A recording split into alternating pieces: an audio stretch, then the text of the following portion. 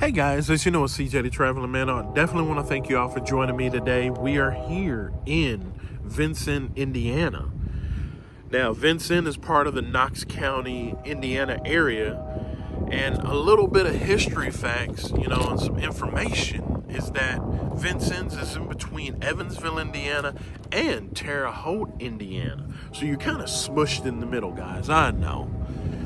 But it was founded around 1732 by fur traders.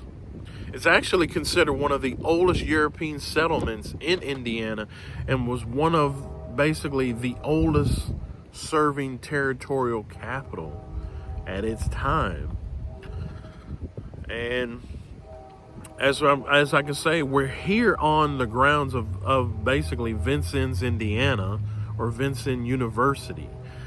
And it's also is one of the most historical, locations here in Indiana, and actually was one of the first, Indiana colleges founded by our U.S. president. Yes, one and only William Henry Harrison. Now, if you guys don't know who Harrison is, he is the 9th president. You might have to Google him or look him up, but definitely. That is so cool just to have that little bit of information. We're going to check out the area as well. And I definitely want you guys to come in here into Grouseland with me. We're going to explore. We're going to have a tour guide. And like I said, I'm so ready for this. So other than that, guys, we're going to learn some history here in Terre Haute, Indiana. So let's go learn some history, guys. Like I said, across the street, like I said, is Grouseland. So I want you guys to see Grouseland. I'm going to turn the camera around with me in it, but across the street is actually Grouseland right here. Well, with William Henry Harrison, your 9th president. So we're going to go inside and we're going to explore a little bit while we're in there, but we're also going to learn history while we're in there. So I hope you guys are ready. Other than that, here we go.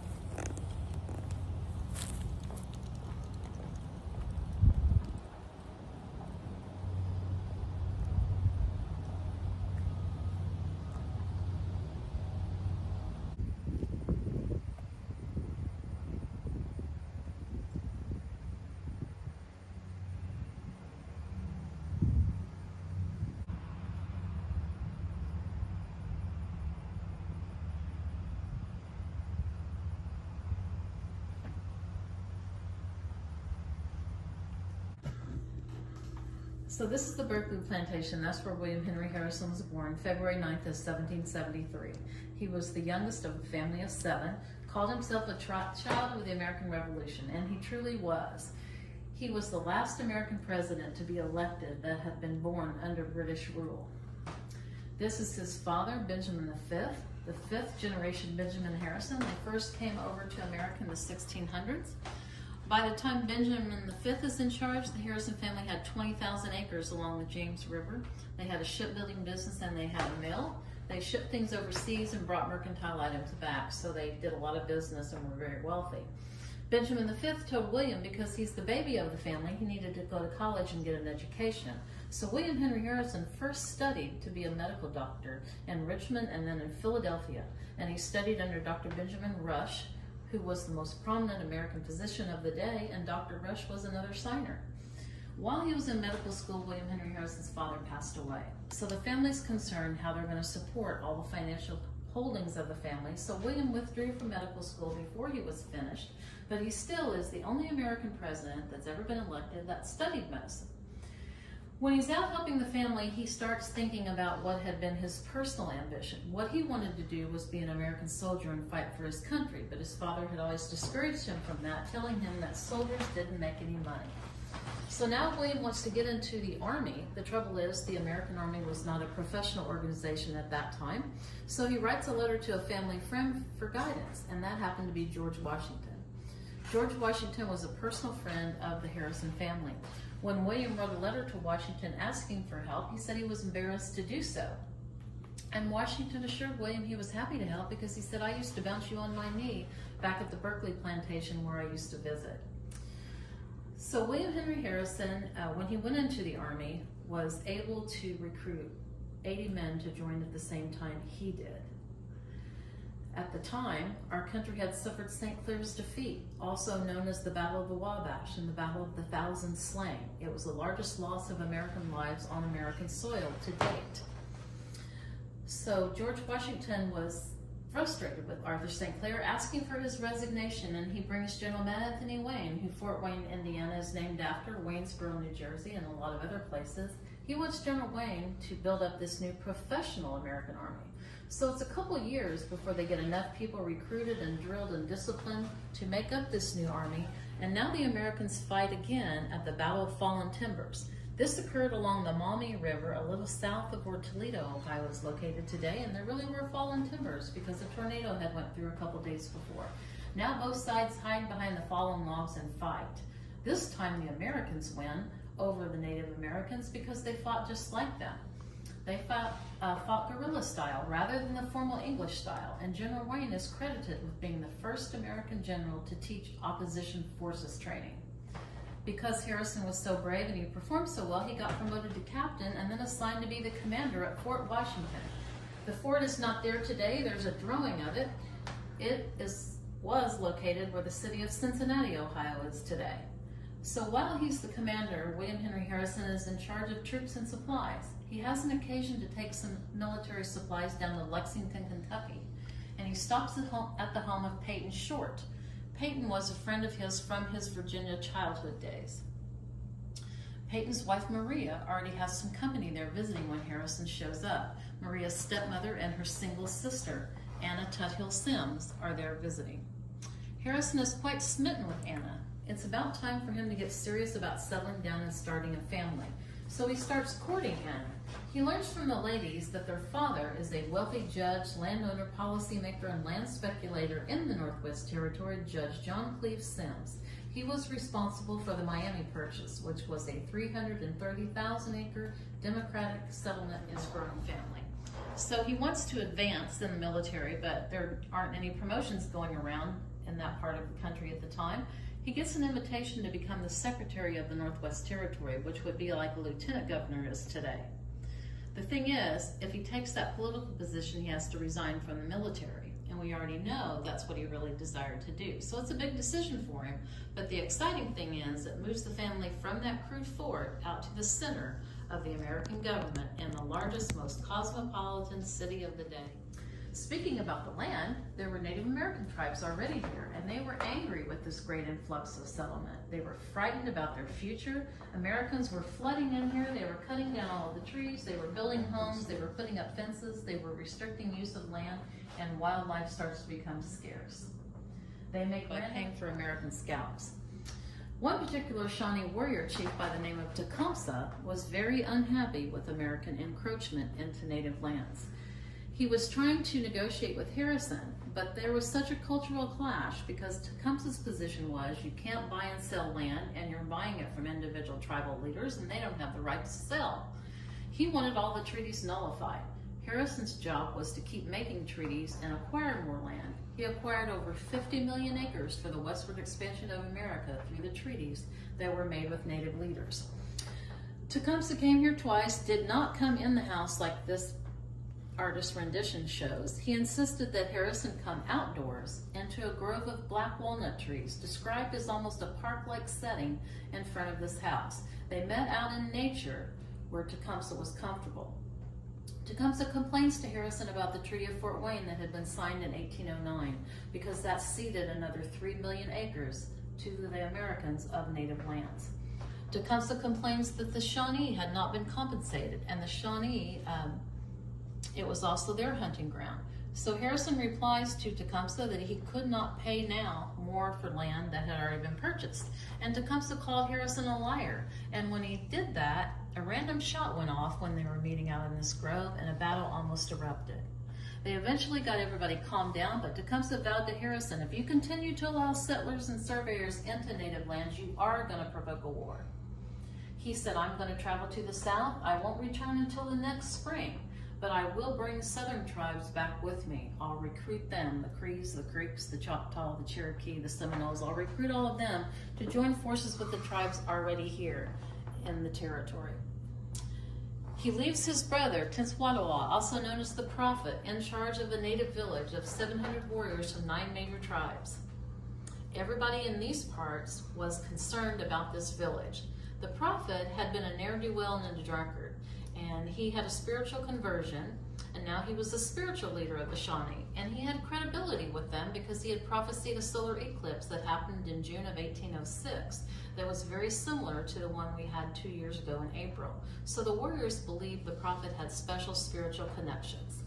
So because of the will of the people and the permission of the president and the War Department, Harrison mustered troops right here on the Wabash. They traveled upriver, and at the invitation of the Prophet, Harrison camped his men nearby. They were going to speak the next day. Before that can happen, the Prophet gets a religious epiphany from the Great Spirit. He tells the warriors that they need to attack Harrison's camp by surprise. They will be protected by the Great Spirit. The American bullets will be like soft sand or rain. No harm will come to the natives. They need to leap into Harrison's camp, screech like owls and roar like cats, and the Americans will simply run away like cowards. So the natives believe it. They invade Harrison's camp at 4 a.m. the morning of November 7th of 1811. Harrison was awake and fully dressed. He always was an early riser. When the natives invade, the camp was just starting to rouse. It was very chaotic, but Harrison jumps on a horse, gets everyone reorganized, and the Americans ultimately win the battle and destroy the native village and their stores of food, and that becomes known as the Battle of Tippecanoe. And that is an American-made blanket from the 1700s. So we have people come and study the blanket. So these are all original artifacts.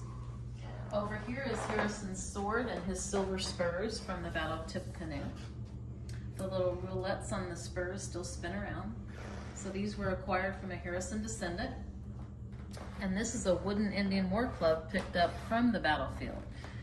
We've been told by experts that there are only 6 or 7 of those wooden war clubs that still exist, and they would have been a prized possession of a native warrior. This is a pocketbook and notebook from a fallen officer, John McCoy, from the Battle of Tippecanoe, and inside is his identification materials are still in there. Wow. We have original presidential signatures on various documents throughout the house given to us by a collector, David Brown, a few years ago. This is John Adams' original signature, who would have appointed Harrison to come out here and be the governor. That is John Quincy Adams, who appointed Harrison in 1828 and 1829 to be a foreign ambassador to Colombia, South America. And then he was given that scarlet macaw as a gift, and that bird outlived Harrison, living with the family until 1950. That is Charlie the macaw. Wow. This is a grouse pelt, and there's a John Audubon lithograph of grouse.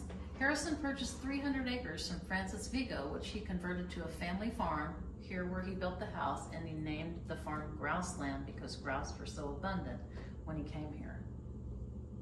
Jackson, whose original signature is right there, removed William Henry Harrison from his position of being a foreign ambassador because he didn't like Harrison. When Harrison was a U.S. congressman, he had Jackson censored for hanging 2 British citizens during his fight with the Seminoles. So Jackson always held that against Harrison. That was carried into the Battle of the Thames, and Tecumseh, the famous Shawnee warrior chief, died during that battle.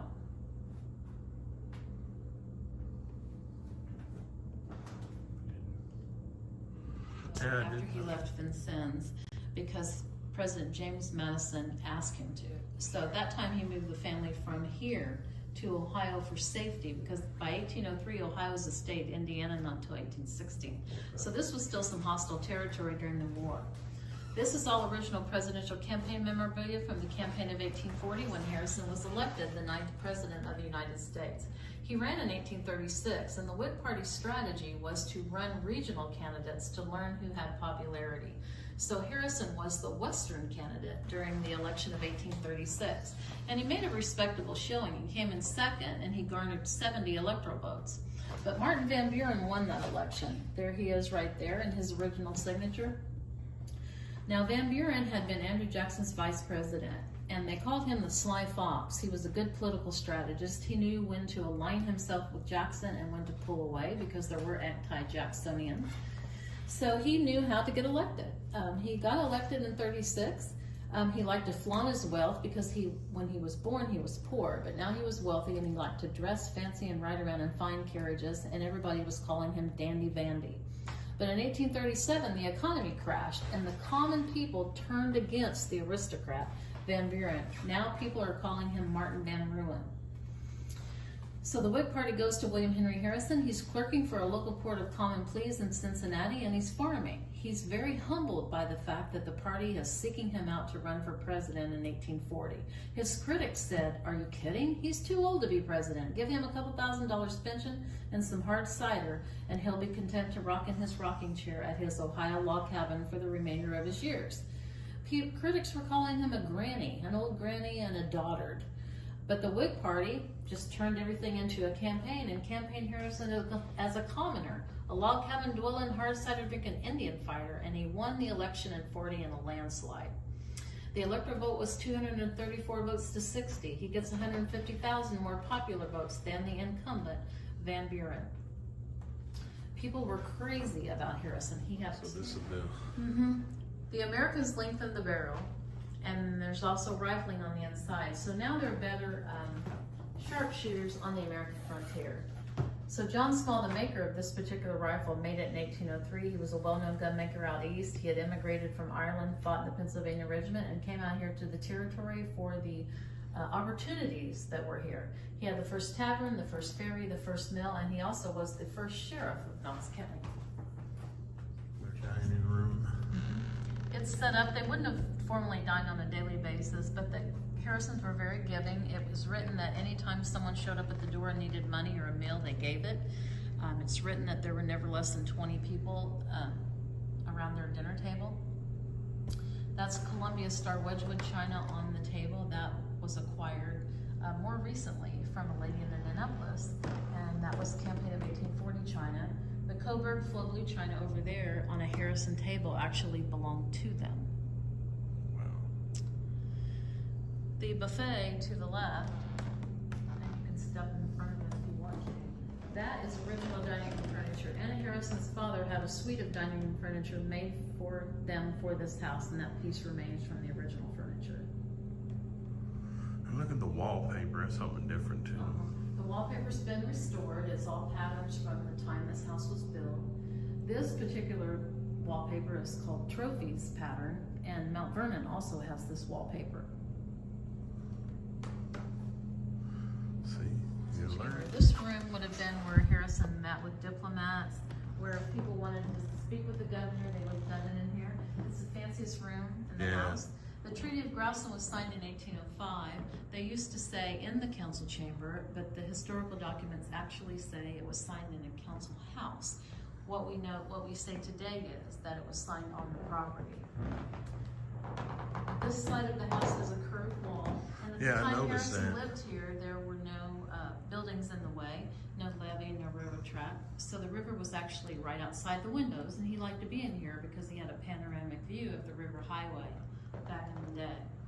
And this piano down there, right? That is a piano forte. It is, some people call it a square piano. It's a harpsichord piano combination. So that was a forerunner to the modern piano. This particular one was made by the Guide Company in 1803, and Mrs. Harrison did play, so she would have played something very similar.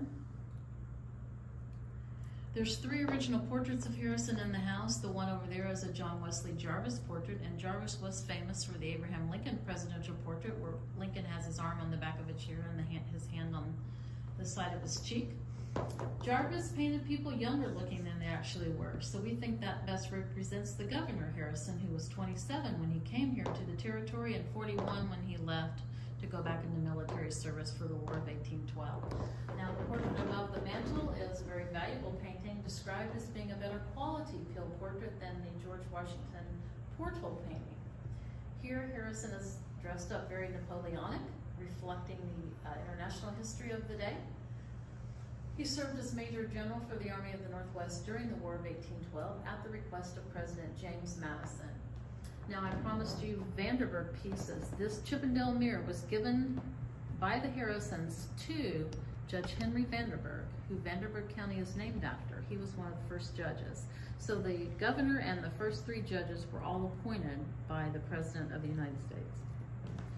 And then this chair over here with the brass plate, that's also a Vanderbilt chair. So all of these stories with the early development of the state of Indiana have been impacted by the Indiana territorial history. Portrait artist Bass Otis, that was when some were saying Harrison was too old to be president. He doesn't look that old. Maybe in his 60s? He was 68 when he was president. He was the oldest president ever elected until Ronald Reagan. So for 140 years, he was the oldest. And then I think because he succumbed to illness so soon after he was president, people assume he was more frail. But he was actually very healthy until he had lost several sons prior to his inauguration. Anytime anyone died in the military, he took that personal because he knew who they were. So he carried a big burden of grief. When he went out to Washington, his wife did not join him. She was planning on going out a little later when the weather was better and her health was better, so he was out there without her. Then throngs of people kept going to the White House to see him and solicit for political appointments for family members and friends. He was quoted as saying at the time, if these throngs of people don't stop coming to see me, I'm never going to be able to complete the country's business. Mrs. Harrison, there were only 2 known portraits ever painted of her, and they were both later in her life. So she's also 68 in this portrait, like the one of the president. She's still in mourning attire. It's a couple years before the president has passed away.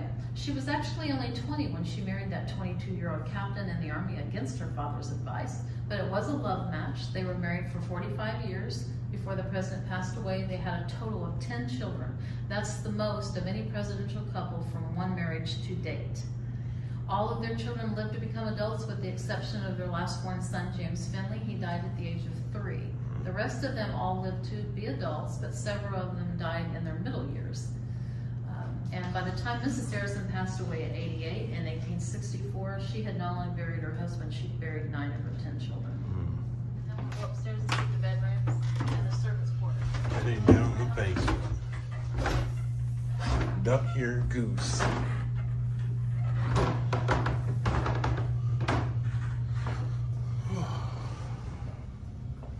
We're down in the basement.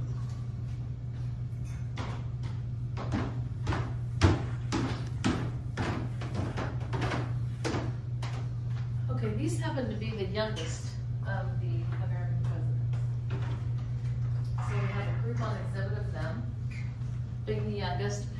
Because we have this entire collection, we rotate them around so people can see them. These ledges are what's left of an archway that came together here, and it was gated. It was similar to that. When the Harrisons lived here, this was the powder magazine. That false wall was put in to hide mechanical equipment, but it was tunneled out in front of the house, and that's where all the guns and the ammunition were kept safe and dry when Harrison lived here in case they needed to defend the house.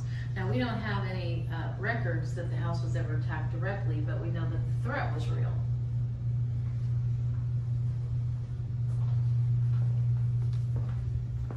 Now, one of the fortress features of the house, he did build the house fortress-like with the depth of the walls, and then there's an interior well. So if they were sequestered here because danger was present, they couldn't wait them out because they could still draw fresh water from inside the safety of the house. And that was a convenience because, as you mentioned earlier, baths were not a frequent thing, mainly because you had to haul water from a water source, the closest stream or river, and then you had to build a big fire and heat it up, and then you had to bring it into the house.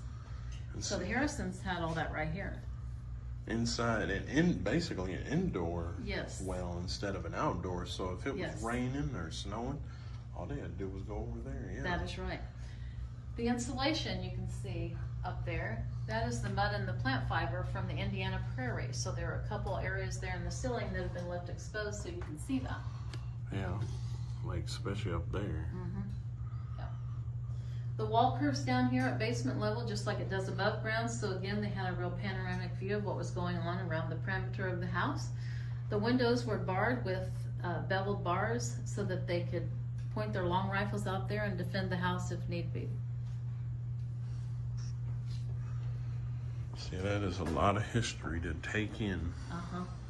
This is, we call the wine room today because there's a wine press. We know from the records there were former gardens on the riverside of the property, grape arbors and fruit trees, and an apple orchard in the backyard, so it's likely wine was made and stored. And they did have a French drain in the corner that could drain away any wastewater. And then we have a collection of Native American artifacts, Indiana, the land of the Native Americans.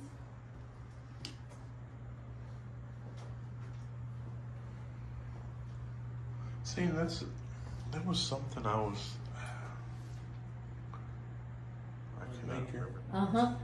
So we feel like wine was made and stored here. They would have had to have had a lot of food storage to take care of all the people that they would. The signer. We have a collection of portraits of the signers that were donated by the descendants of the Declaration of Independence signers. So Benjamin was one of the signers. He was one of the signers.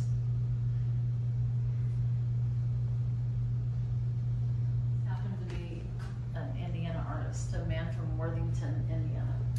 This is Zachary Taylor. That's his signature right there. Zachary Taylor was the captain of Fort Knox. He was here in Vincennes at the same time Harrison was here.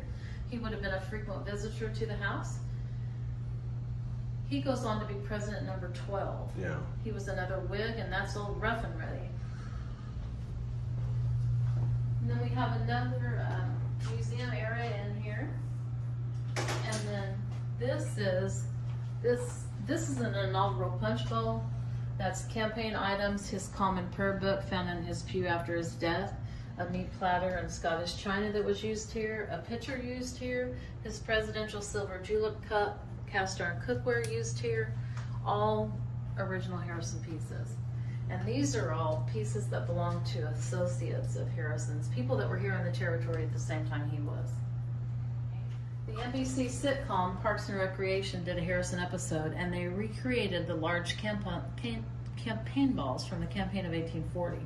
Back then, they were made out of tin, paper, and leather with campaign slogans to get attention, and they rolled from campaign stop to campaign stop, and that coined the phrase, "keep the ball rolling." Then there are people that believe that Tecumseh and the prophet cursed the American presidency. They call it the curse of the Great White Fathers. They feel like that explains why Harrison died so soon after he was elected, and an American president did die every 20 years in office after that, until Ronald Reagan barely survived his assassination attempt, and that broke the curse. There have been 38 different assassination attempts on American presidents. Of course, they were not all successful, fortunately, but it is a dangerous job. I do remember Lincoln and James Garfield and Kennedy. Ronald Reagan as well, but I don't know if that was really considered an assassination. Somebody tried to shoot him. Attempt. It was an assassination attempt. Okay. Well, and like Gerald Ford, they tried to kill him twice, but they weren't successful either time. And Teddy Roosevelt, they tried to assassinate him, but he had a leather wallet in his pocket. That stopped the bullet. Oh wow. And he continued on with this speech. Wow. These are all commemorative items. There's been a full category of Harrison questions on Jeopardy. Alex Trebek autographed a picture and sent it. Harrison was the only president that the Pez Company made individually as a Pez dispenser. And there's Thomas Jefferson. There he I is. just happened to see that. There's the man. Back into the brick wall for support. This is a picture of George Washington's Mount Vernon staircase, which this one is said to be modeled after. And there's George Washington's original signature on that document right next to it. And that's kind of how this design of the staircase was, right? Yes. This would have been private family living space, but it was documented when the Harrisons lived here. Sometimes there was wall-to-wall people sleeping here. These are the Ohio presidents that are here today on exhibit, which Benjamin and William are counted there. With the exception of James Monroe there on the cabinet. He was the last founding father and a Virginian. And here we have a family bedroom. Harrison was the president with the most quilt patterns designed and named in his honor. There's lots of variations of the Whig Rose quilt, the log cabin quilt, the tipping canoe pattern. Those are all attributed to Harrison. There are original mantles in all of these bedrooms. Those are a high federal style, similar to homes in Philadelphia. Our architectural team describes this house as a Philadelphia style home for a Virginia gentleman built in the Indiana Territory. Wow. You see all these curved walls? Yeah. They allowed the air to circulate. That was a sign of wealth because it took a lot more time and materials to construct curved walls. Back around that curve is the Ambrose Whitlock bedroom. Ambrose Whitlock was the Army paymaster. He was a regular visitor here to Grouseland counting the Army payroll. At the time the Harrisons lived here, that would have been a family bedroom, but we have Whitlock's bed in there today, and we nod to Whitlock because he was here during the Harrison years.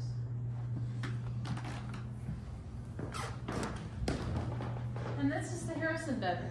The bed straight ahead is the Harrison bed. The little chest between the windows is Harrison. The cradle is a family piece.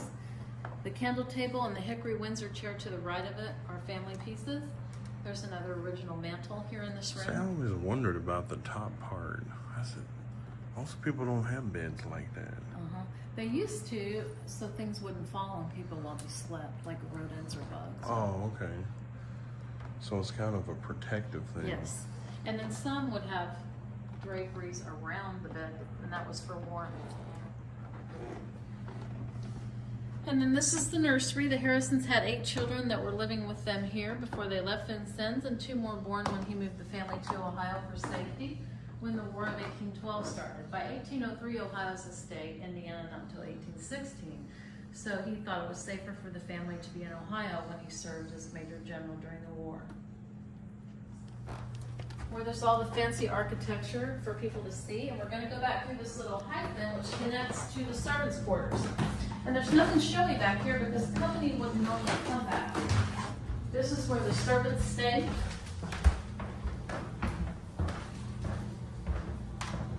This first bedroom would have been for the servants. It shows they were treated well. The room is a nice size with headroom, windows, and a fireplace. Wow. And today we have that full of furniture that belonged to Francis Vigo. He's the one who sold Harrison the property, and the Harrisons used Vigo's home while they were building this house. Now this shows some of the plaster labs. They're beveled and overlap, or one nail is holding 2 pieces of wood, and nails were precious back then.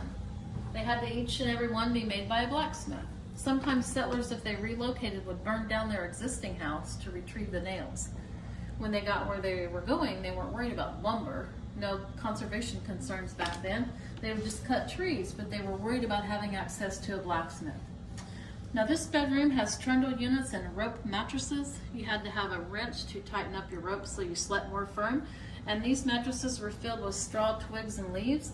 Likely had little critters in there, and that's where we get the saying, sleep tight, don't let the bed bugs bite. These back bedrooms have cracks. You might have noticed those. We don't restore those because those are evidence of the New Madrid earthquake of 1811. You might have read where the Mississippi River flowed backwards.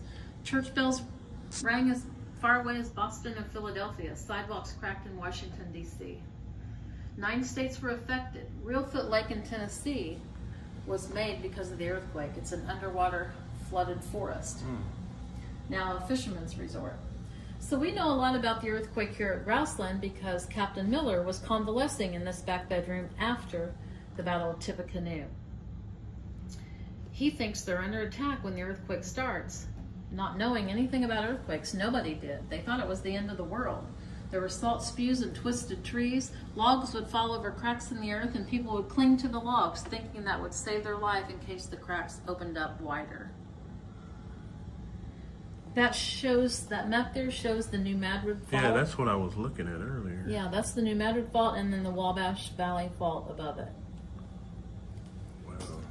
And this is where we take registration. So. And this is kind of where you also have your merchandise as well. We do. This is our gift shop and registration. We have some rocks glasses and shot glasses with the musket ball because of the legend of the musket ball that reportedly came through the dining room window as an assassination attempt on Harrison's life. Then we have another artisan that makes pieces out of gourds like the Native Americans used to do. And you can decorate those. We've had a gourd class here. This kind of reminds me of a birdhouse. Yeah. So just a lot of interesting things, a lot of reading material on Harrison and Tecumseh and some of the intriguing people and curious events of the Indiana Territory. And there's some soap. Wow. Got some handmade soaps. Got some William Henry Harrison presidential socks. We got presidential baseballs, presidential playing cards.